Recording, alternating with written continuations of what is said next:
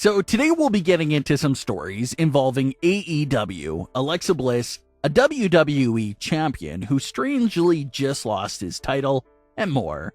Let's start things off with this AEW rumored surprise.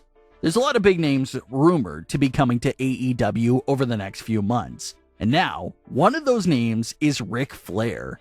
Ric Flair was just on WWE television earlier this year and was playing a big role in a WWE storyline even in his early 70s.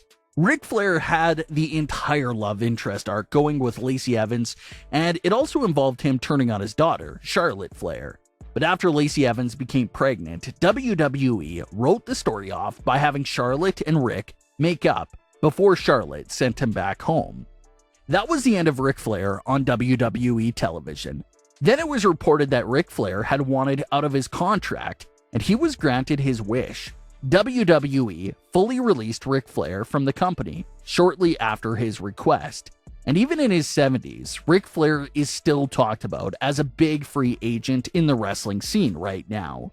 Of course, he's not going to get in the ring and actually wrestle for any promotion, but having Ric Flair on your show, even in a non-wrestling role, is still a big deal. You're talking about one of the best to ever do it. He's definitely going to bring some attention and credibility to wherever he pops up at. Ric Flair had joined Andrade for a non-AEW fight over the summer, and since that happened, a lot of fans have been discussing the idea of Ric Flair signing with AEW and being Andrade's full-time manager. Andrade has had Vicky Guerrero and Chavo Guerrero as his managers since making his AEW debut. But Andrade just turned on Chavo. Kicking Chavo out as his manager now leaves an open spot for someone like Ric Flair to possibly come in at. So with Andrade getting rid of his past managers, some fans seem to really believe that this could be what's being set up. Andrade has talked about how he always wanted to be managed by Ric Flair. Ric is obviously behind Andrade a lot, and this may be the perfect opportunity to make that happen. So we'll see if Ric Flair does step into that manager spot for Andrade. We've got another update to the Alexa Bliss vs Charlotte Flair storyline this week. Alexa Bliss comes out with a gift box for Charlotte Flair. They go back and forth for a bit, and Alexa tries to convince Charlotte to take the gift, saying, "Everyone deserves a friend, even a narcissistic, self-absorbed bee like you."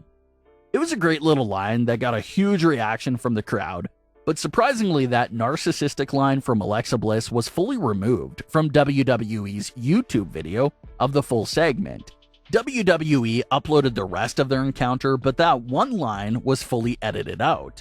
No specific reason why it was removed. Maybe they didn't like posting curse words, but sometimes they do post clips with those words, so the policy does seem to be all over the place. Sometimes they'll post it, sometimes they'll edit it out, just depending on how they feel that day it seems. But Charlotte opens a gift up to reveal the Charly doll.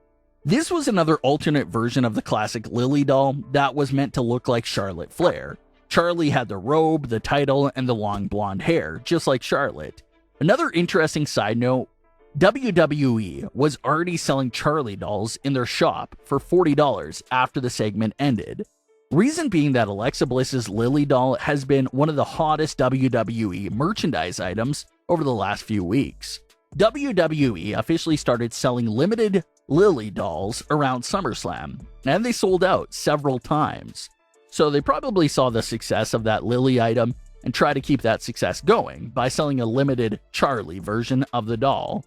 Alexa Bliss is no doubt in the argument of being WWE's top merchandise seller, so you can expect more items of Alexa Bliss as soon as possible. Definitely appears like they're going to keep that merchandise rolling for her. The segment ended with Alexa Bliss taking out Charlotte and holding both the doll and the title in her hands. So this match is still hard to predict. Gut feeling will obviously tell you to go with Alexa Bliss. She hasn't held a singles title in well over 3 years. She has had this long route with this character to get to this point. It just feels like she'll take it. There's no way Charlotte Flair pins her clean. But then again, maybe disqualification or something of that sort will be a way for Charlotte to retain the title. But as far as Charlotte legitimately pinning Alexa Bliss, It seems highly unlikely, but we'll have to see. Samoa Joe also made headlines this week after he unexpectedly relinquished his NXT title due to injury. He released a video announcing the news of him relinquishing the title earlier in the week. Samoa Joe has had quite the roller coaster ride in WWE over the last few months. He went from WWE commentator to getting released from the company to getting signed back to NXT to the first ever 3-time NXT World Champion, all in a matter of months. But this apparent injury has put a quick end to that historic third reign as NXT Champion. WWE is reporting that the reason why Samoa Joe had to give up the title was for injury-related reasons. However, there are some reports that fans and even superstars are questioning if Joe is severely injured, like they're saying. Fans are very suspicious due to the timing of all this unfolding. Samoa Joe gives up the title just days ahead of the premiere of the new NXT, and it perfectly sets up this big main event to crown a new NXT World Champion. It just seemed to be too much of a perfect coincidence for some fans out there. So, you do have a group of people questioning if Joe was forcefully stripped of the title in order to start the rebrand of a fresh new start and champion. There were other reports that claimed Joe wasn't severely injured. He just had to take care of something that will take him away from the ring for a little while. So the situation there is a bit weird. Sometimes WWE will allow superstars to hold on to their title through injury or suspension, but that obviously wasn't the case here. Joe lost the title immediately. The situation around Samoa Joe does come with a bit of controversy there for that reason. Is he hurt? Is he not hurt? Did they just want a big main event to crown a new world champion on the first show of their new rebranding? Lots of questions to ask there for sure, but like we said, reports claim that whatever is keeping Joe away from the ring won't keep him away for too long, so there's a good chance he returns in the very near future to come back and challenge again for that title that he never lost. And he'll also be bringing back his own record if he comes back and wins the title again, because that will be his 4th reign. 4-time NXT champion. That's going to be really hard for anyone to really tie or break. Lots of 2-time NXT world champions, but Samoa Joe stands alone as a 3-time and now possibly 4-time champion when he returns. But we'll have to see if more information comes out on this story, considering everyone's conspiracies about Joe not being severely injured. What are your thoughts on today's stories with Samoa Joe, Ric Flair, and Alexa Bliss vs. Charlotte Flair?